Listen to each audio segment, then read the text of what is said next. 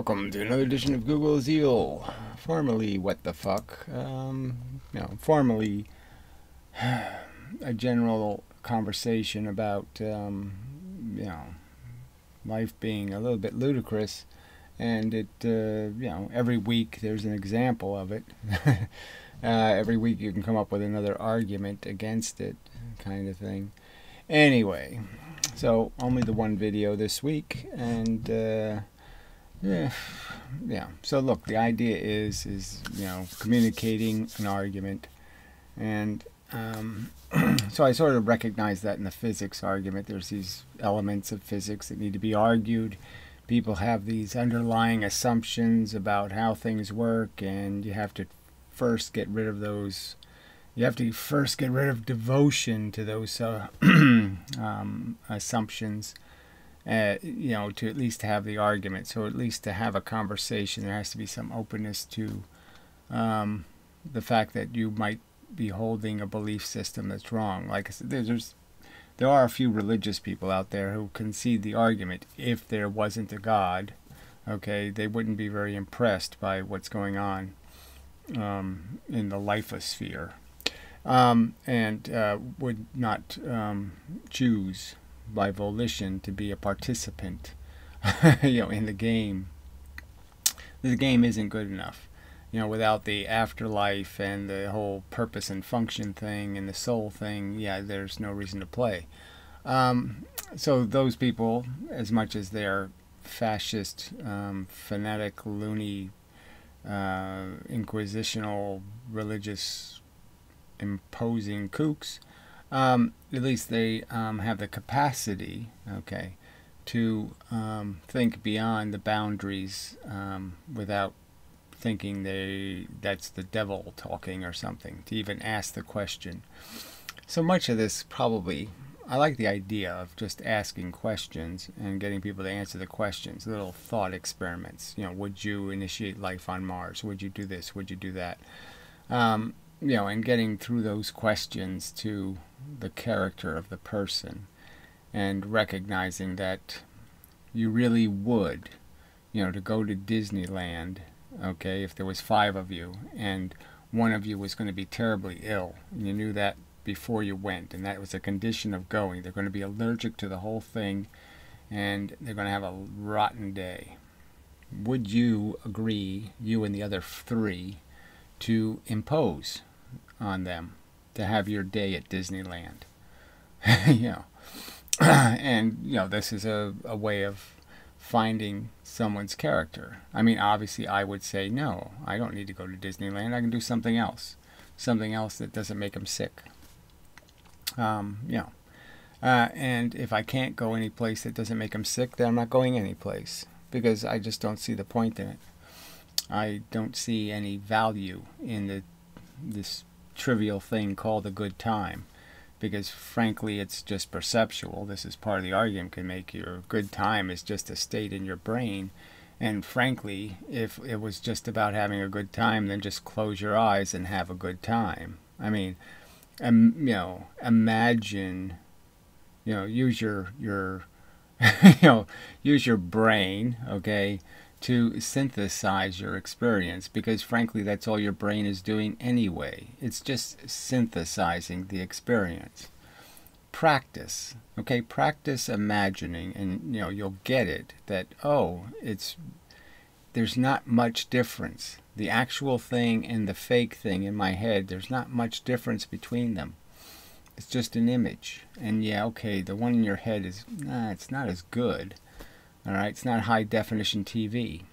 Well, maybe you should practice. Maybe get a smaller and smaller computer screen and just start practicing getting your feedback in smaller amount of pixels.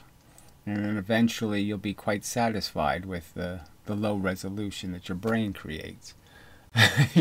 Anyway, I'm just saying they're all just tricks of perception. Your brain is tricking you. You can trick your brain, so to speak. Your brain can trick your brain. So going to Disneyland is superfluous. You don't really need to go. You can be there, all right, in your head. So do that if you have to. if you really need to. Again, just do the virtual experience is fairly rich, you know, and you have to concede that you know, the better and better movies get in terms of the definition and the quality, you know, of the fake sceneries are always much more rich, much more symmetrical, they're much more perfect. So the virtual experience is getting better and better all the time. And I don't think there's any realistic denying that we get lost in just movies on a TV screen. You can, you know, your brain blends into it, okay? It's like there's a blob of stuff and it blobs right into the screen, and you're sort of in, you know, virtually playing. You know, your focus and your attention is directed, and it's a pretty effective. So just recognize that you can do that without the screen. It is possible. Anyway, that's just, I don't know, that's the the sermon before the sermon, the pre-sermon before I get to the actual sermon. All right, so the idea is I'm going to hopefully evolve a series of videos into kind of a book thing, a pamphlet anyway. Just sort of trying to organize the arguments against the life, you know. I mean, it's against procreation indirectly, but the real statement to be made is that life is the blight. I mean, life is the problem. And the solution is not to make any more of it. Not to impose on the critters or on ourselves, to have to keep redundantly playing the same soap opera over and over and over. It's all a formula, okay? I mean, it really is. You know, get born, get lied to, get deluded, make lots of mistakes, get wiser, get cynical, and die. I mean, you know, this is just, you just do it over and over and over again.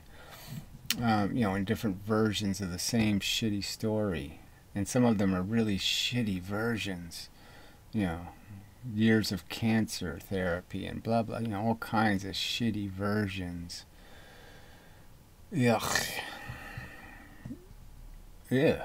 Yeah. Yeah. Completely depressed myself. Anyway, so let's play some of the video. And so this is so far. Yeah, so far it's like 17 words. Less than that, right? 1, 2, 3, 4, 5, 6, 7, 8, 9, 10, 11, 12, 13, 14, 15, 16, 17. Well, 17 was a very good guess, actually. I think it's 16. Anyway, yeah, so it's a bit of work to do.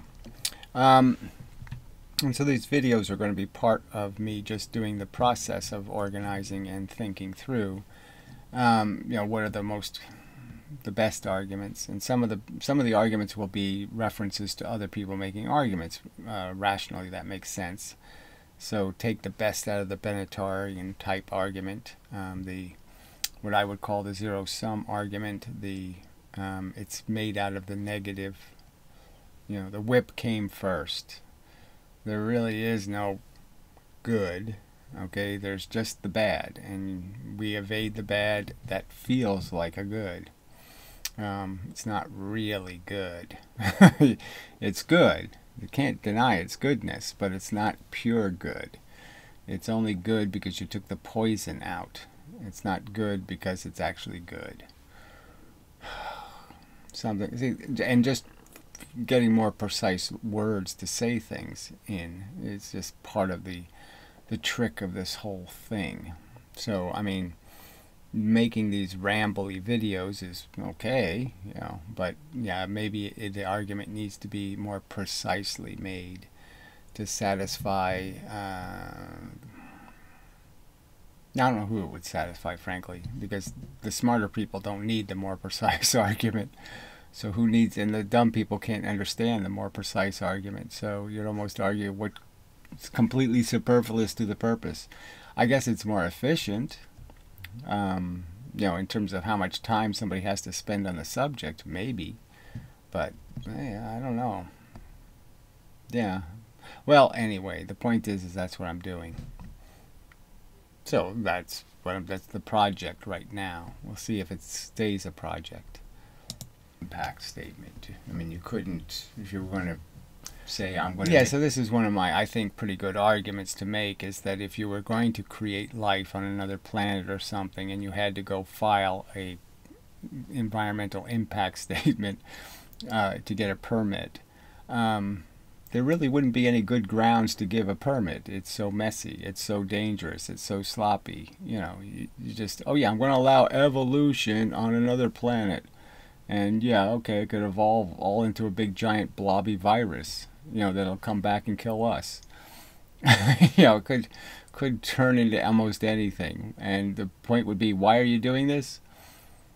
I mean, you're not going to house the homeless with this new planet, are you? You're not going to do anything with this thing, right? It's not going to produce anything of value, and it presents a whole bunch of risk. So why are you doing it? Yeah. So I don't think I don't think somebody's going to have a good answer to that question, why you're doing it. It's not going to be a good answer. Same standard for figuring out whether you should have kids or whether lots of okay, I don't know exactly what I was talking about there, because you know, the premises were basically I intended to first talk about the process of arguing, and that there's, you know, we have a beyond a reasonable doubt standard that doesn't mean much until you define what reasonable is. But the real game is evidence, okay, facts. So those are really important. Experiments. Yeah, well, I don't know if experiments really fit in the life sense, but the thought experiments of recognizing the fact that, say, the future is much bigger than the present. You know, these are pieces of data, okay, that have value in the argument, that whatever you do, you have to always recognize its long-term effect, not its short-term effect, that its real effect is in a long term. It's always in a long-term context, and that everything must be defended, recognizing some whatever speculation we can muster that's reasonable in terms of speculating about the long-term consequences, long-term impact, whether it is catastrophically doomed to future failure, like deficit spending, for example. Anyway, and then the rest is just, you know, the facts sort of speak for themselves. When you put the facts together, the argument is they kind of point somewhere. You don't have to do anything called logic. The logic is just putting the facts on top of each other. They sort of dictate the next piece of the puzzle. So as you put pieces together, the other pieces just fit. The other facts just fit. And eventually you have a fact pie or whatever, you know. So all of that's going to have to be in here somewhere. Like every word is going to have to be carefully defined. Okay, so that's I'm sort of pointing out that it's always difficult because language has gotten sloppy, and you know, the meaning of words is, you know, just they don't mean what they used to. You know, they have too much ambiguity now. People just play with terminology. I'd say some of that is reasonable. Like something that's always been sort of irritating is the idea of using the word rape to describe any kind of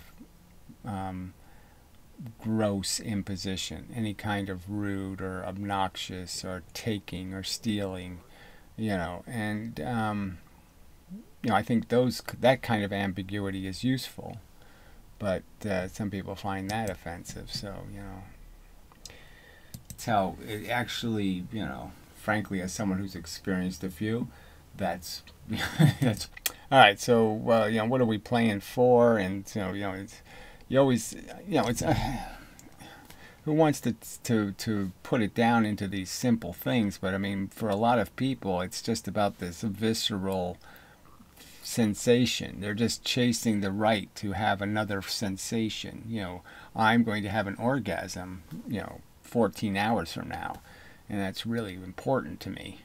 You know, it's, you know, this kind of silly, you know, that for this, you know, whatever 37 seconds worth of, the long sneeze. Um, that we should all pay this preposterously silly price because you're going to get a conquest and, have your, whatever, your pinnacle moment. And, it's almost disgusting to have to concede that for a lot of people that's all it's about. I mean, I would say that as a male, yeah, that's all living's about is sort of chasing in some vague roundabout way, okay, that experience, and you just create a silly little soap opera, that makes it seem more interesting than it is, or more meritorious than it is. But that's really all you live for, is just, these little moments of victory. And this is an easy victory, okay, so that's the good news. You don't have to actually win the battle. You don't have to go to court and win the argument, just, but you do have to, go through the logistics of creating the right atmosphere. Now, I'm sort of arguing that there's a, the fact is that this is just, again, perception. So, when you're really using your brain, you won't need anybody else to be in the scenario. You'll be able to do it all quite safely. You'll actually have really safe sex. But anyway, moving on. Painted with, completely unreasonable definition. I mean, gift just can't work. That just can't work. Right, so part of the argument is countering the counter argument. Okay, so what's the big counter argument? So if life isn't a blight, or if life isn't a deficit, or if life isn't a negative, if life isn't bad, okay, what is it? And if you're going to make the argument that it's good, well, what's the argument? It's obviously got a lot of bad bits in it, so you can't say it's perfect. But they say things like life is a gift, so I sort of argue about how this is a gift you don't want. It's covered in liability, covered in danger. Nobody who cares about me would give it to me. Give me the random roll of the dice to be the average pumpkin head on Earth. Oh, yeah. Would you do that to Einstein? Take Einstein's brain, let's say he did have a soul, and reduce it into some common turd person? I mean, oh, what a humiliation. Trivial stuff.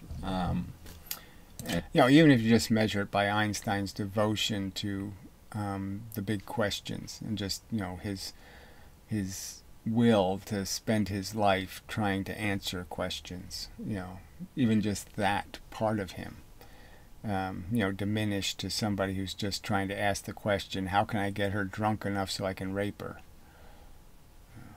Yeah. Because it is sort of just trivial, but yeah, you're just arguing the facts. And so what are the facts of our life? So we can't really argue those. Right. So you can't argue them until, you establish some ground rules for what's a fact. A fact isn't, God is God, or whatever the, just these statements people make about reality that have no evidence to support them. And so you can't sit there and argue for a fact that doesn't have any evidence defending it. You have to actually first establish what's going to be admissible evidence, what you're going to put on the evidence table. You can't put imaginary guns on the table and imaginary fingerprints and imaginary stuff. It has to be stuff that you can establish to be what we can know. And there's a lot we can know. So that's all part of the argument. But the first argument, before you can go to trial, you have to have a trial about what's legitimate evidence. And somebody's testimony that I feel the Spirit of God, well, that's not really admissible evidence.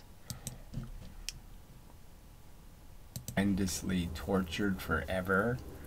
So just pointing out how even for the religious people, this idea of what you're doing when you're having kids is really stupid, in the sense that there's every likelihood your child will spend eternity in hell, by your own theory. And why would you risk sentencing somebody to eternal damnation in hell? Why would you risk that for the possibility that your kid might go to heaven? So you'll send a certain number of your kids to hell so you can pet the rest of them in heaven or something. I don't even know what you're going to do with them again. I mean, the whole argument about what people are doing with kids is all kind of creepy, frankly, because I personally couldn't see anything in it. I can't, I just can't find anything in it. I can't find the magic that people are feeling, are sensing. And you certainly don't see it in their behavior, because they don't seem at all concerned about all the ways the thing can go wrong, that their kid could be hurt. They'll let them run down a sidewalk or something. I mean, sorry. I would have to put the kid in some sort. There would have to be a bubble world that existed in, because I just couldn't accept catastrophic failures. I mean, I just couldn't accept risking them. It's the precious. How can you can't, you don't leave the precious on the soap dish, You don't leave it vulnerable. Mass murderer until I prove him to be one. All right. I don't know what I was saying there, but obviously that's part of the catch here. Is we have to defend we have to defend what we believe, what we think, and there's nobody's doing that very well, frankly.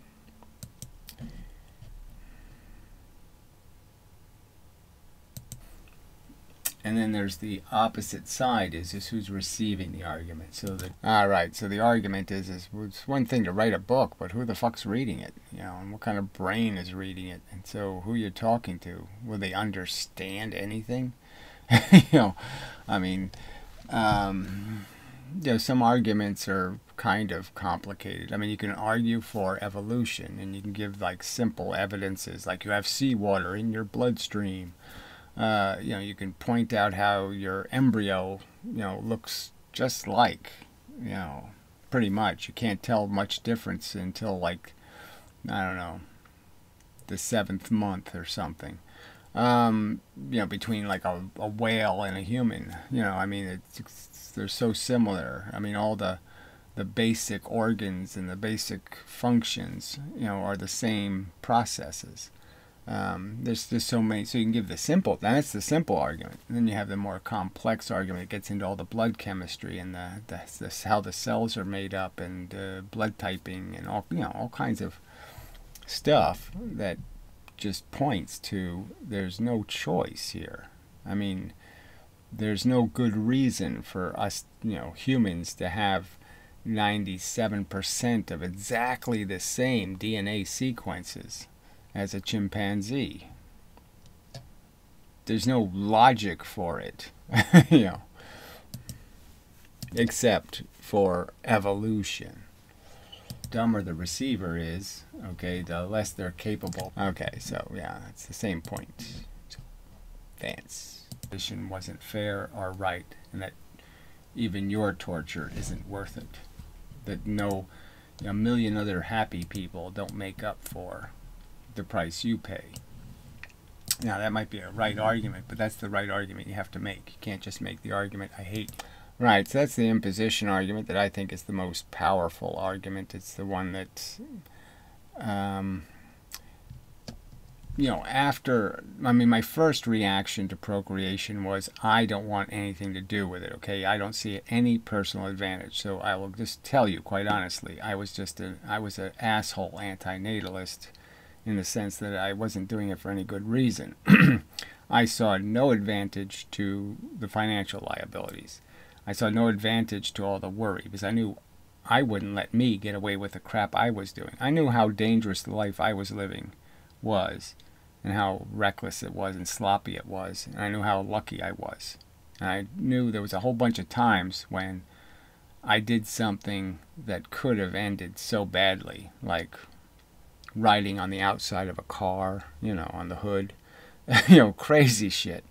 And that, yeah, why the hell would I want a kid? So I already knew it was really dangerous living, being alive. And I already saw other kids that were retarded and shitty and had, you know, I saw a kid when I was a kid, like in grammar school, in like 2nd grade. And he was dying right there in the classroom, you know. I mean, you know, throw up on his desk, and, you know, every day he was just getting worse and worse. He was dying of something. We just all watched him die. And, yeah, what the fuck? It was horrible. You know, I don't know why they forced him to go to school. It was just crazy. It was crazy. Anyway, so yeah, I'd already, you know, what? I want to step into this. I suppose I had a slight other advantage was, you know, I had one of my sisters had the cleft lip thing, you know, and had to go through surgeries and all that kind of crap. And so that was also something that just kind of stuck out, saying, wow, you know, this is fucked up, you know, the risk. But the biggest one was, you know, especially once I got to the point where you actually find girls attractive and all that kind of crap, was why the fuck would I want her to get pregnant? I mean, fuck, that's gross. You know, it's really gross. It's gross in so many ways, and then you find out that it, you know, has all these lasting detrimental potential effects, you know, and you can end up fat and all kinds of shit, and what the hell would I want that for? I don't want to go anywhere near that poison. So yeah, it was all selfish. And then there was a point where, like I said, I really recognized the empathetic side to it. That, yeah, there's no guarantee he's going to be better off than I am. And I wouldn't want things worse off than they are. I mean, I can't guarantee him anything. Her. You know, her. I mean, her was even more inconceivable. Oh, shit. You know, how do you control that experiment? You know, oh, and, you know, oh, yeah, I don't, you know, how do people even do it? How do they, you know, how do people have daughters without just having an absolutely miserable life? Because you know their judgment sucks. She's going to be attracted to the biggest pile of shit on earth. Oh, damn. Little green button, and you initiate life on Earth. And let's say, I mean, life on Mars. Alright, so I was just doing the thought experiment about, you know, I do think that most people would have some pause if I put the green button there and I said you're going to start life on Mars. You know, and I used, as an example, mice would be the highest form of the life. And, you know, people wouldn't just press it, I don't think. I think a lot of people would recognize that this is a, woo, you know, this is going to have my name on it. You know, there's going to be a sign brought to you by with your name on it. And so whatever horror takes place on that planet will be your fault. I don't think most people want to play God, you know, in that more direct sense. So playing God as a parent, okay, they pretend that's not playing God when, yeah, that's what it is. And so, you know, you can use these, you can use the same argument just in a different form and people will get it. So maybe people will get it when they understand the, you know, in that broader context with those added facts, I suppose. I never wear a watch, ever. I try it now and then. Okay, so now it's just a piece of crap about the fact that I don't wear a watch. I don't know, for some reason my brain did this while I was making the video. So I looked at my watch. And I never wear a watch, so there's absolutely no reason for me ever to do this. And so it's just so funny that it must be from like 40 years ago when, yeah, I wore a watch now and then. Because it has nothing to do with the last 40 years. And so it's just kind of a funny piece of brain farting that, you know, right in the middle of the video, I was like, what the fuck was that? And why that, you know, it was like I was searching for some word in my brain, and my brain somehow thought, well, look at your watch, because somehow the word is going to be on a watch. It was just, those little pieces of crap that your brain does, they are interesting as just little artifacts of crapola. protected yourself. You bought insurance and whatnot. Blah blah. Okay, so I didn't mean to say that because buying insurance isn't a very smart thing to do. But anyway, I was just making the point that a lot of people making these pro-life arguments are making them from this privileged, lucky perspective, and they're really not thinking about what it would actually be like, to be the homeless guy, or to, get one of the other versions of the story. So they're really not appreciating what it's like to, live in Puerto Rico or something. It's invalid. They're not allowed to have their own opinion. I mean, that's just... Alright, so that was a little politics, just pointing, this argument really has nothing to do with the how you argue in the making law kind of way. But obviously there's this all does come down to we all can't be happy with the solution. Okay? The solution is somebody has to get vetoed. Either the pro-lifers in their sense that somehow the future needs people, that sense or value in that has to be vetoed, okay, by people saying you don't have a right to impose on the people who will suffer for it, who will pay the price for it. But there's like no way to fix the, there's no compromise that will fix the fact that there has to be a winner and a loser ultimately in this argument. And I really didn't go into that, but that's sort of what I was getting to. And there's a legitimacy to defending victims. There's no legitimacy from the perspective of the pro-lifer, in my opinion, because they're not protecting victims. They're not saving anything. They're just having everybody invest in a daydream they have about how the future is going to be somehow better. Or as good. As good isn't even close to being good enough, is the real argument. Alright, and that was sort of the end. Let's see, we'll play this a little bit. There are aggravations in life. Oh. Alright, so I'm just complaining about twitchy back pains and such. But anyway, so the agenda will be to take this video and condense it into some keywords and ideas and concepts and start filling the chapters, so to speak. Start filling the progression of the argument that needs to be made, that I have been making, let's just say, for 10 years or more. 15 years or more, nearly 20 really. I guess this year will be my 20th anniversary. I mean this year coming. Anyway, so till the next time and such, so forth and whatnot. Yeah, I think that's enough. No other news really. Yeah, I think that's enough. Alright, so this has been a donotgod.com video presentation and such. Until the next time and such and whatnot. Blah, blah, blah, blah, blah. Blah, blah.